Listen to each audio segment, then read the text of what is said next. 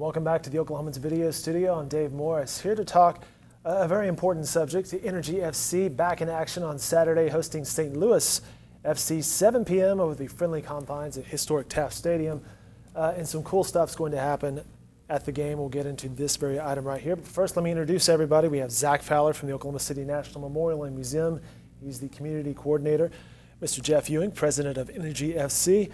And as always, great to see you, Marshall Stockdale, with the Grid Energy FC. Gentlemen, welcome. I appreciate your time today. Thank you.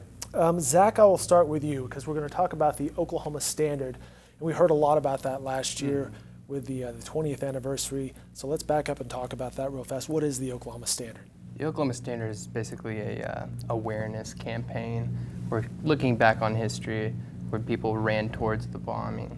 And we saw the spirit of generosity, resilience, sort of take hold, and we just wanted to remember that now that we're 20 years later and 51% of the Oklahoma City's population was not here at the time. It's hard to imagine, yeah, isn't it? If we're growing so fast. We just don't want that to go away, this identity that we have. So we're shining light on that. We're asking Oklahoma City citizens, Oklahoma citizens as a whole, to go online at okstandard.org, commit to it, follow through with acts of service, honor, and kindness.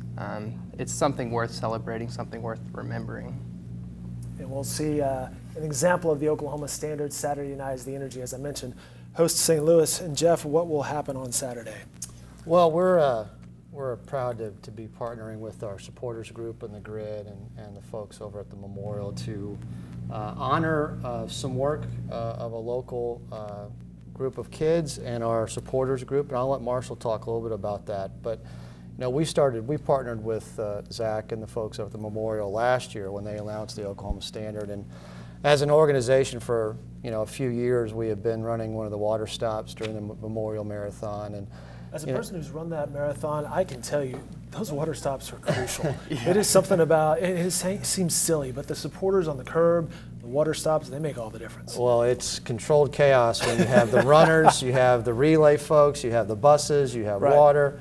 But Powerade splashing everywhere. Yeah, I mean it's great. So we, as an organization, we really we started there, and then obviously when we met with Zach and his team last year, we really thought it was the right thing to do to take our brands, our teams, and really stand for what this means and honor and kindness and service. And so today, we're very excited that that's kind of all culminating with something that one of our partners did, and I'll let Marshall kind of talk through what is going to be presented and what these kids did a great job of. Because it's pretty cool. We're talking about Dove Science Academy kids. Yeah, it's right here on Western and 23rd, right in the heart of Oklahoma City. So the backstory with what will be seen at the halftime presentation is this incredible story last year. As there was so much buildup and hype as we were looking at playing the first game at historic Taft Stadium. Energy FC had put a lot of value and work into renovating the stadium alongside the school district. And we knew that we wanted to do something great. We wanted to display a TIFO that would capture the attention of not just within the league, but really within soccer culture, really across the world. And to the non-soccer fans, what is a TIFO? A TIFO is basically a large banner display that will typically have a design or copy that is supposed to either make the opponent feel intimidated or to give this renewed kind of spirit or motivation to the team. So it really kind of sets the tone for the match. Typically it's done right after the national anthem, right before the first whistle. One of our most passionate members is a gentleman named Mr. John Bratt, who happens to be the AP history teacher at Dove Science.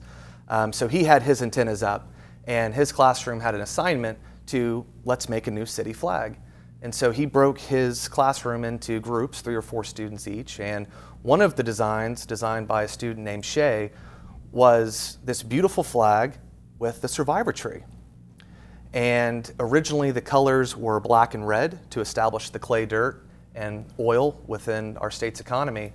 But John knew this design had potential. This design could go well beyond this classroom and circles of flag connoisseurs.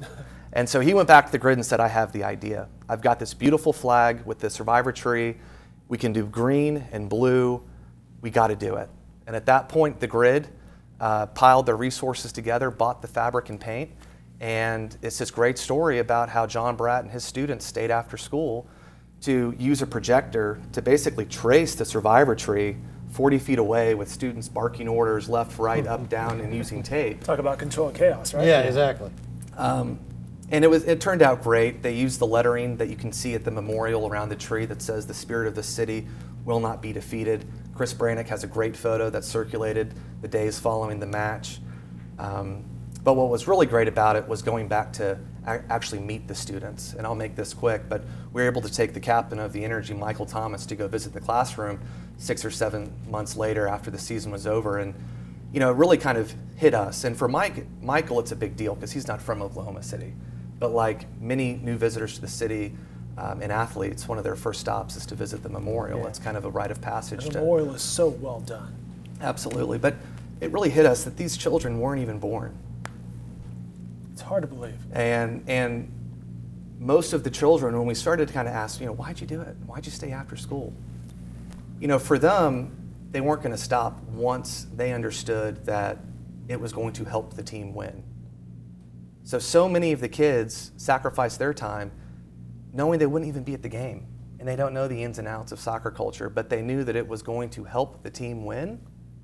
And it turned out to be a great project. And now, a year later, they have an opportunity to be recognized, and it's special for everyone involved. So Saturday night at the game, there will be an event? Yeah, it's going to be a little halftime presentation.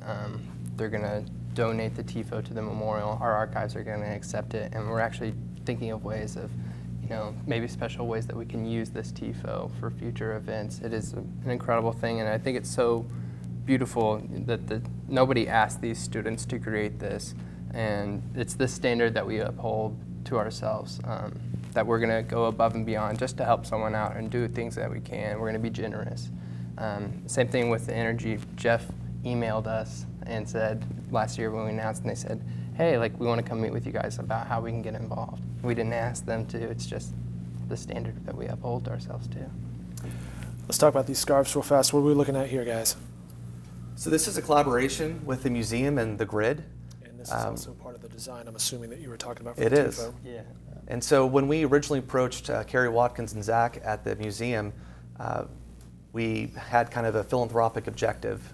We wanted to find a way to create a commemorative scarf that could generate proceeds back for the museum, but also be used as a platform to educate the 7,000 fans inside Taft Stadium of kind of the backstory behind last year's TIFO that everyone recalls. So those will be for sale at the Grid's tailgate. We're asking Energy if maybe also we could sell them near the front entrance. We have a limited run. We were only able to print 200, but the impact could roll up and be a nice donation for the museum.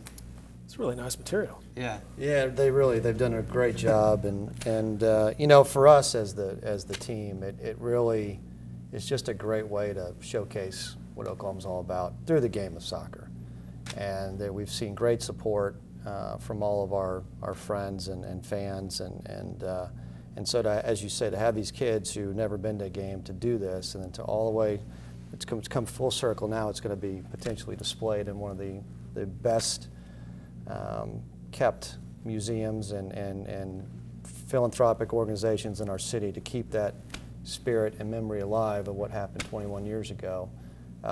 We couldn't be happier to be a small part of it, just giving the platform for these organizations to do what they do.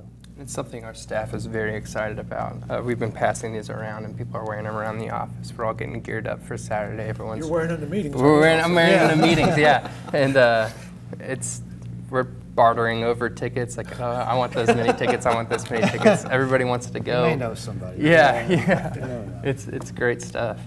All right, very good. Gentlemen, I appreciate your time. Again, the game is 7 o'clock Saturday, Taft Stadium. Energy FC hosting St. Louis FC. Congrats on this. This is a really cool deal. And again, thank you for your time today. We appreciate it. Thank you. Appreciate it.